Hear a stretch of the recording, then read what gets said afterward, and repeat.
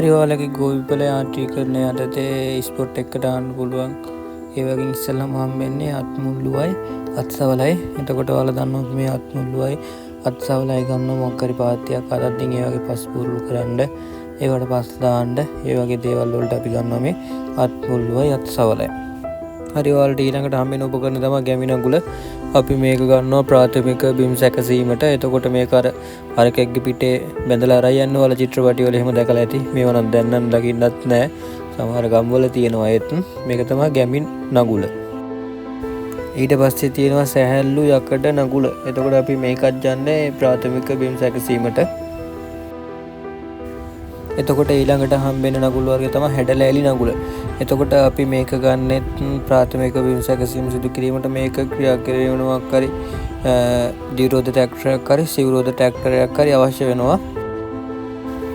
හරි අපිට ඊළඟට තියෙන්නේ ජපාන් පරිවර්තය නගුල. එතකොට අපි මේ ජපාන් පරිවර්තය නගුල ගන්න ප්‍රාථමික බිම් සැකසීමට. එතකොට මේක ගොඩාක් ගන්න පස පෙරලීම සඳහා තමයි මේ ජපාන් පරිවර්තය නගුල ගන්න. එතකොට මේක ක්‍රියා කිරීමට සිවුරෝධ ට්‍රැක්ටරයක් අවශ්‍ය වෙනවා. ඊළඟට තියෙන්නේ තැටි නගුල. එතකොට මේක ගන්නෙත් අපි ප්‍රාථමික බිම් සැකසීම සිද්ධ කරන්න. එතකොට මේක ක්‍රියාත්මක කිරීමට සිවුරෝධ ට්‍රැක්ටරයක් අවශ්‍යයි. ඔයාලා දන්නවා අර හේන් කාලෙට හේන් ඩිස් කරනවා කියන්නේ මේ ඩිස් කරනවා කියන්නේ මේ තැටි නගුලෙන් සීසාන එක තමයි. ඔයාලට ඊළඟට තියෙන රූප සටහන් තමයි උපපස් නගුල. මේ උපපස් නගුලයි ජපාන් පරිවර්තය නගුලයි දෙකම එක වගේ. දෙකම ගන්නේ ප්‍රාථමික බිම් සැකසීම සිදු කරන්න.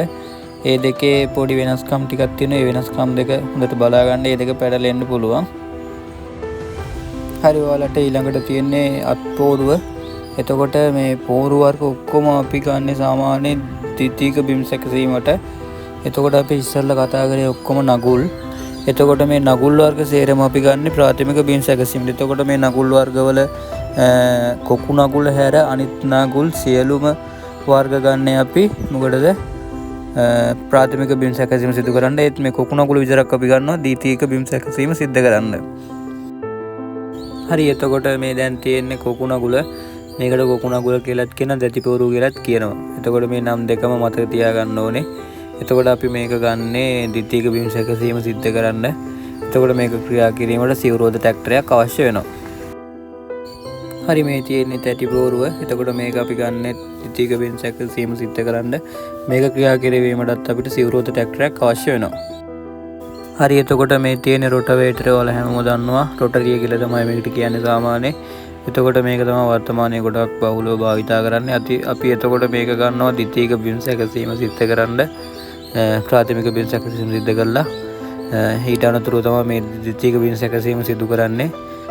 එතකොට මේක ක්‍රියාත්මක කිරීමට මේ දිවිරෝධ ට්‍රැක්ටරයක් අවශ්‍ය වෙනවා. දිවිරෝධ ට්‍රැක්ටරේ තියෙනවා රොටවේටරය. එතකොට මේ ටික තමයි තියෙන්නේ නගුල් වර්ග ටිකයි පෝරු වර්ග ටිකයි.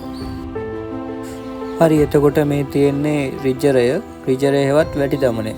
එතකොට අපි මේක ගන්න සාමාන්‍ය නියරවල් දාන්න මොකක් හරි වැටියක් දාන්න ඒ වගේ කටයුත්තක තමයි මේ රිජරය භාවිතා කරන්නේ. හරි එතකොට අපිට ඊළඟට හම්බෙන උපකරණ දෙක තමයි ජපාන් රොටරි වීඩරය කෝනෝ වීඩරය. එතකොට අපි මේ වීඩර් වර්ග භාවිතා කරන්නේ අතුරු යත් ගෑමේ උපකරණ ලෙස. එතකොට මේ අතුරු යත් ගෑමේ උපකරණ කියන්නේ අපි මේ ද්විතීයික බිම් සැකසීම සිද්ධ කිරීමෙන් පසුව භාවිතා කරන උපකරණ. එතකොට අපි මේවා ගොඩාක් භාවිතා කරන්නේ මොනවා හරි ඔය තියෙන වල් පැල ඉවත් කරන්න ඊට පස්සේ පොහොර යොදන්න ඒ වගේ කටයුතු වලට සඳහා තමයි අපි මේ අතුරු යත් ගෑමේ උපකරණ භාවිතා කරන්නේ. මේවටම අපි හෝ උපකරණ කියලාත් කියනවා. මේ උපකරණ දෙක තමයි අතුරු යත් ගෑමේ උපකරණ විදියට අපිට සිලබස් එකේ හම්බ වෙන්නේ. හරි ඔයාලට මේ ඊළඟට දකින්න තියෙන්නේ එන්ජිම. එතකොට මේ එන්ජිම කියනවා අපි ද්විපහර එන්ජිම කියලා. එතකොට ද්විපහර එන්ජින් කියන්නේ පහරවල් දෙකකින් මේ දහන චක්‍රයක් සම්පූර්ණ වෙන එන්ජින් කියනවා අපි ද්විපහර එන්ජින් කියලා. එතකොට මේකේ පහරවල් දෙකක් තියෙනවා සම්පීර්ණ පහරයි බල පහරයි කියලා. හරි ඊට පස්සේ ඔයාලට තව එන්ජින් වර්ගයක් තියෙනවා සිව්පහර එන්ජිම කියලා. එතකොට මේ සිව්පහර එන්ජිම කියන්නේ මොකද පහරවල් 4කින් දහන චක්‍රය සම්පූර්ණ වෙන එන්ජින්. එතකොට මේකේ පහරවල් 4ක් තියෙනවා. චූසන පහර කියලා පහරක් තියෙනවා. සම්පීර්ණ පහර කියලා පහරක් තියෙනවා. බල පහර කියලා පහරක් තියෙනවා. පිටාර පහර කියලා පහරක් තියෙනවා. ඒ වගේ පහරවල් 4කින් දහන චක්‍රයක් සම්පූර්ණ වෙන එන්ජිමට අපි කියනවා සිව්පහර එන්ජිම කියලා. හරි එතකොට මේ දීලා තියෙන පිස්ටන් එකක් සිව් පාර එන්ජිමේ ද්විපාර එන්ජිමේ දෙකේම මේ පිස්ටන් එක තියෙනවා. එතකොට මේ පිස්ටන් එකේ ප්‍රධාන කාර්යය තමයි සිලින්ඩර් බඳ තුල මුද්‍රාවක් ලෙස ක්‍රියා කිරීම. හරි එතකොට මේ දීලා තියෙන එන්ජින් හිස. ඒ කියන්නේ හෙඩ් එක. අපි හෙඩ් එක කියලා කියන්නේ මේ එන්ජින් හිසට. එතකොට මේකේ ප්‍රධාන කාර්යය තමයි වෑල්ව දරා සිටීම හා දහනේදී වාතය සිර කර තබා ගැනීම තමයි මේ එන්ජින් හෙඩ් එකේ ප්‍රධාන කාර්යය වෙන්නේ. හරි එතකොට මේ තියෙන කපාටයක්. එතකොට මේකේ ප්‍රධාන කාර්යය තමයි අලුත් වාතය එන්ජිමේ සිලින්ඩර් තුලට ලබා ගැනීම හා දැවුණු වාතය සිලින්ඩරයෙන් පිට කිරීම තමයි මේ කපාටවල ප්‍රධාන කාර්යය වෙන්නේ.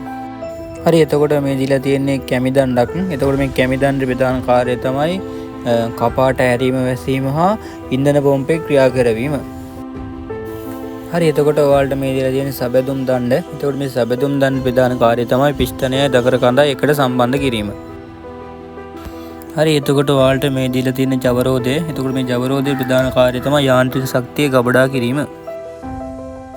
හරි එතකොට මේ ඔයාලට දීලා තියෙන ක්ලච් එක. ක්ලච් එකේ ක්ලච් පේට් එක තමයි මේ දීලා තියෙන්නේ. එතකොට මේ ක්ලච් එකෙන් ප්‍රධාන කාර්යය තමයි මොකක්ද? එන්ජිමයි ගියර් පෙට්ටියයි අතර සම්බන්ධතාවය පවත්වා ගැනීම.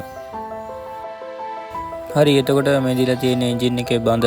එතකොට මේකේ ප්‍රධාන කාර්යය තමයි ඔය සිලින්ඩර් දඟර කඳ එතකොට කැමිදණ්ඩ වගේ ඒ වගේ සියලු දේ දරාගෙන සිටීම තමයි මේ එන්ජිමේ බඳේ කාර්යය වෙන්නේ. එතකොට මේ දීලා තියෙන්නේ ඉන්ධන විදුම් පොම්පයි. එතකොට ඉස්සෙල්ලම දීලා තියෙන වලට පෙට්‍රල් වාහනයක ඉන්ධන පොම්පයක්. ඒ කියන්නේ කාබලේටරේ. ඔයාලා දන්නවනේ කාබලේටරේ. ඊට පස්සේ දීලා තියෙන්නේ අර ලොකු වාහනයක මහා ට්‍රැක්ටර් එක වගේ ඉන්ධන පොම්පයක් තමයි දීලා තියෙන්නේ. එතකොට මේ වගේ සාමාන්‍ය ඉන්ධන එන්නේ අර ඉන්ජෙක්ටර් කියන්නේ. ආන්ගේ ඉන්ජෙක්ටර් වලින් තෙල් විදින එක තමයි මේ ඩීසල් වාහනයක කරන්නේ. පෙට්‍රල් වාහනයක නම් සාමාන්‍ය තියෙන කාබලේටරයක් කියන එක. හරිද? ඔයාලා දන්නවනේ කාබලේටරේ. එතකොට ඒ දෙක තමයි තියෙන්නේ. හරි එතකොට මේ තියෙන්නේ සම්ප්‍රේෂණ ගියර. එතකොට මේකේ ප්‍රධාන කාර්යය තමයි අර එන්ජිමෙන් ලබා දෙන යාන්ත්‍රික බලය අවස්ථානුකූලව අඩු වැඩි කිරීම.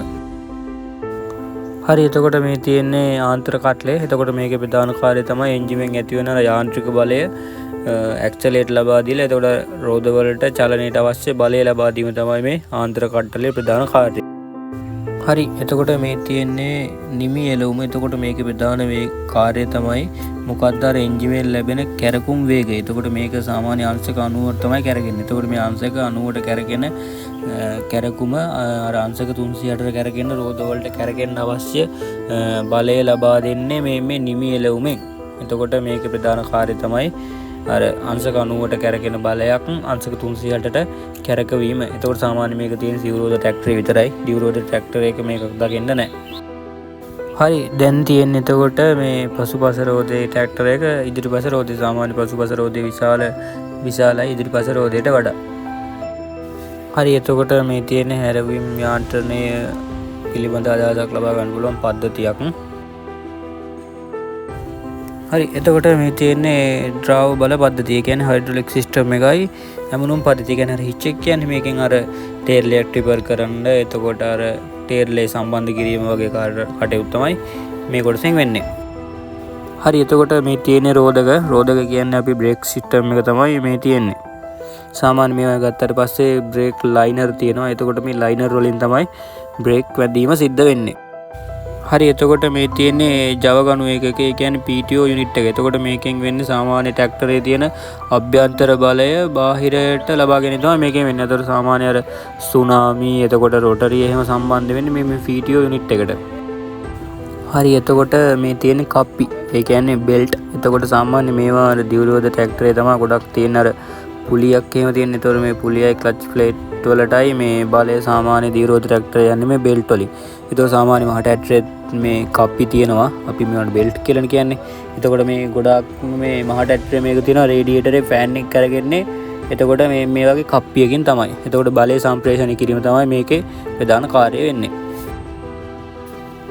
හරි එතකොට මේ තියෙන කන්ට්‍රෝල් පැනල් එක. එතකොට මේකේ තමයි එතකොට සුක්කානම ජියර් ක්ලච් එක බ්‍රේක් අනමන ඔක්කොම පාලනය කරන්නේ මෙතන ඉඳන්. හරි එතකොට මේ තියෙන්නේ ගෑස් කට් එක. එතකොට මේකේ කාර්යය තමයි එන්ජිමේ හෙඩ් එකයි එන්ජිමේ බඳයි අතර තමයි මේක තියෙන්නේ. එතකොට මේකේ කාර්යය තමයි ඒ එන්ජිමේ පීඩනය පවත්වා ගන්න එක තමයි මේ ගෑස් කට් එකේ කාර්යය වෙන්නේ. හරිද? හරි. එතකොට මේ තියෙන්නේ රේඩියේටරේ. එතකොට මේකේ කාර්යය තමයි එන්ජිම නියත උෂ්ණත්වයට පවත්වා ගැනීම. හරි. එතකොට මේ තියෙන්නේ රේඩියේටරේ මූඩිය. එතකොට මේකේ කාර්යය තමයි රේඩියේටරය තුළ අවශ්‍ය පීඩනය පවත්වා ගැනීම. එතකොට අපි රේඩියේටරේට ජලය දාන්න පුළුවන්, කූලන් දාන්න පුළුවන්.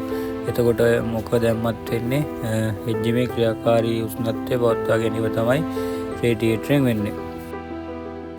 හරි. එතකොට මේ තියෙන්නේ ස්නේහක තෙල්. ඒ කියන්නේ ඔයිල්. එතකොට ඔයිල් වල ප්‍රධාන කාර්යයන් කිහිපයක් තියෙනවා. එතකොට ඔයිල් වල කාර්යයන් තමයි මොකද්ද මේකේ වෙන්නේ? එන්ජිමේ ගෙවී යාම අඩු කරනවා. එතකොට ඝර්ෂණයට ප්‍රතිරෝධව කටයුතු කරනවා. ඊට පස්සේ එන්ජිමක් ඇතුලේ මලකඩ කන එක වළක්වනවා.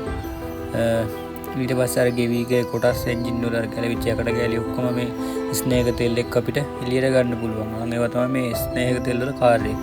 ඊට පස්සේ මේ වගේ ලක්ෂණ ගත්තාට පස්සේ මේවා උකුයි, මිදීමේ ගුණය අඩුයි, ඔක්සිකරණය වැළැක්වීමේ ගුණය තියෙනවා. කියන්නේ මලකට කන්නේ නැති එක වළක්වනවා. එතකොට තෙල් ගත්තාට පස්සේ ඔයිල් වර්ග කිහිපයක් තියෙනවා.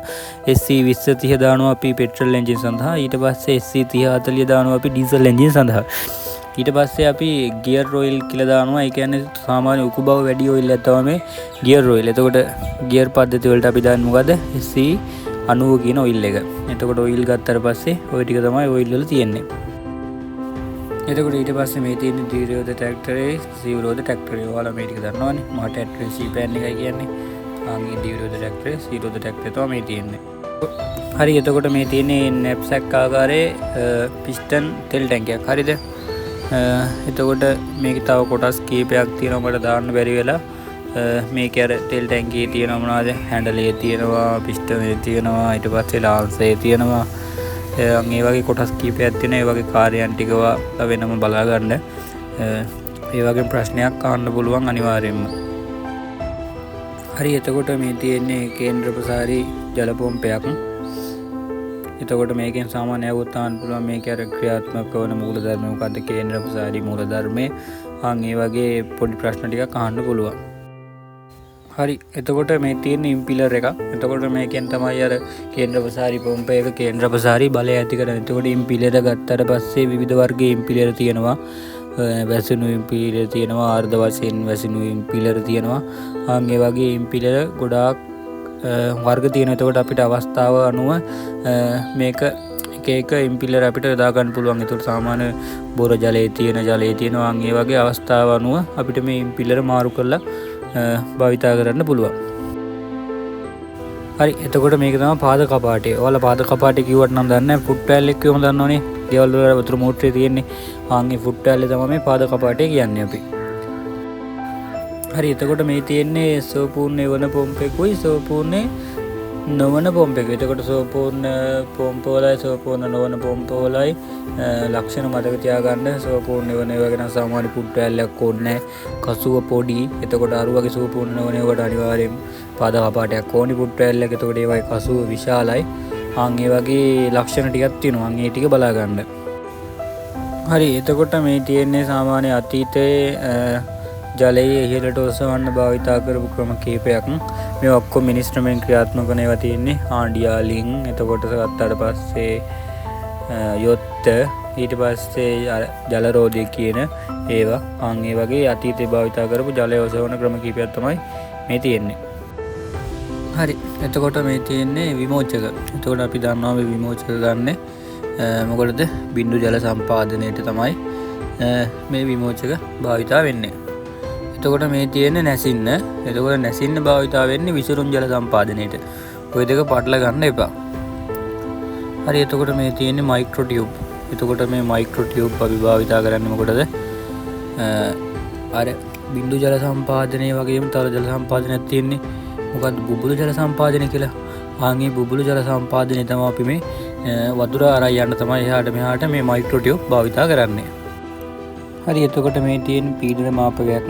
සාමාන්‍ය අපි මේක ගන්නෙ මේ මොකටද? අර ජල සම්පාදන ව්‍යුහ තියෙනවනේ බිඳු ජල සම්පාදනය වගේ. ඒකක පීඩනය මැනගන්න. හරි. එතකොට මේ තියෙන්නේ ජල මීටරය. අපි මේ ජල මීටරය ගන්න ජල සම්පාදන ව්‍යුහයක කොච්චර ප්‍රමාණයක් ජලය පාවිච්චි වුණාද කියලා මැනගන්න තමයි මේ ජල මීටරය ගන්න. හරි මේ තියෙන්නේ end cap මේ වර මයික්‍රෝ ටියුබ් වල තමයි මේ end cap එක භාවිතා වෙන්නේ. එතකොට මේක ගන්න අපි මොකද්ද බුබුලු ජල සම්පාදන ජල මාර්ගයක අවසානයේට මේක තමයි ගහන්නේ. එතකොට ඒතර අර වතුර යන එක නවතරෙන් තමයි මේ end cap එකක් ගහන්නේ. හරි එතකොට මේ තියෙන්නේ බ්ලැන්කින් ප්ලග්. එතකොට මේවා ගන්න අපි අර මයික්‍රෝ ටියුබ් වල මොකක් හරි වැරදි ස්ථානයක් සිදුරු කරත් ආන්ගේ වැරදි චදන වහන්න තමයි මේ බ්ලැන්කින් ප්ලග් එකක් ගන්න. හරිද? හරි එතකොට අපි මේ වෝල් ක්ලිප් ගන්නේ අර මයික්‍රෝ ටියුබ් තියෙනවනේ අන් ඒවා මේ රඳවන තමයි මේ අපි මේ වෝල් ක්ලිප් ගන්නෙ. හරි එහෙනම් යාන්ත්‍රීකරණ පාඩමේ ස්පොට් ටෙස්ට් එකට සාමාන්‍ය ගන්න පුළුවන් උපකරණ තියෙන ඔච්චරයි. වැඩිම උපකරණ ප්‍රමාණයක් තියෙන මේ යාන්ත්‍රීකරණ පාඩමේ. එහෙනම් අපි ඊළඟ වීඩියෝ එකකින් හම්බෙමු. එහෙනම් ඔයාලා හැමෝටම සුබ දවසක්.